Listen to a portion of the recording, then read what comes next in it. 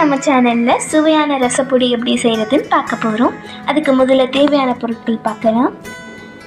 சீரகம் 100 கிராம், மிளகு 20 கிராம், கொத்தமல்லி விதைகள் 20 கிராம், வெந்தயம் 10 கிராம், கடலைப்பருப்பு 10 கிராம், காஞ்ச மிளகாய் 5 துண்டு, கருவேப்பிலை தேவையான அளவு, பெருங்காயம் 5 கிராம். சட்டி நல்லா சூடானதும் முதல்ல சீரகம் 100 கிராம் போடணும். இது நல்லா வதக்கணும். இப்போது சீரகத்தோட மனம் வந்ததும் அதை நம்ம இப்போ தட்டில் மாற்ற போகிறோம். அடுத்தது மிளகு, இதையும் நம்ம நல்லா வதக்கணும். மிளகு நல்லா பொரிஞ்சு வந்ததும் இதையும் நம்ம இப்போ தட்டில் மாற்ற போகிறோம்.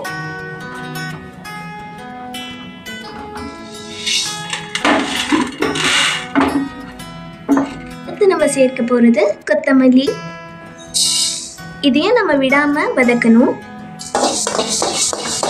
நல்லா பொன்னிறமாக வந்தோடனையும் இதையும் நம்ம தட்டில் மாற்ற போகிறோம்.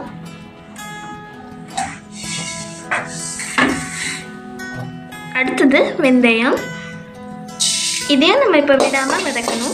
இதே மாதிரி பொன்னிறமாக வந்த உடனேயும் இதையும் இப்போ நம்ம தட்டில் மாற்றணும். அடுத்தது கடலைப்பருப்பு, இப்போ நல்லா வதங்கிருச்சு. இப்போ நம்ம இதையும் தட்டில் மாற்ற போகிறோம். அடுத்தது கருவேப்பிலை, இதையும் நம்ம நல்லா கருவேப்பிலை நல்லா வதங்கலையும் இப்போ இதையும் நம்ம இப்போ மாற்ற போகிறோம். அடுத்தது காம்பு கிள்னா 10 காஞ்ச மிளகாய். இப்போ காஞ்ச மிளகாய் நல்லா வதங்கிருச்சு. இப்போ எல்லாத்தையும் ஒரு தட்டில் மாற்றிட்டு இருக்கோம். அடுத்தது ஒரு துண்டு பெருங்காயம்,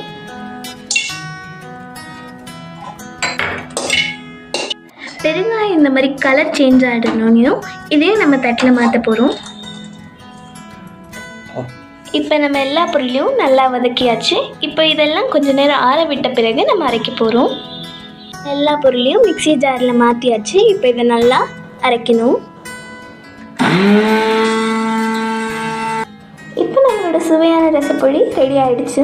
இதை நீங்கள் 3லேருந்து 4 மாதம் வரைக்கும் ஸ்டோர் பண்ணிக்கலாம். இந்த மாதிரி ஒரு ஏர்டைட் கண்டெய்னரில் போட்டிங்கன்னா நீங்கள் அதுக்கு மேலேயும் கூட ஸ்டோர் பண்ணிக்கலாம். இது ரொம்ப ஹெல்தி, வீட்டிலேயே செஞ்சனால.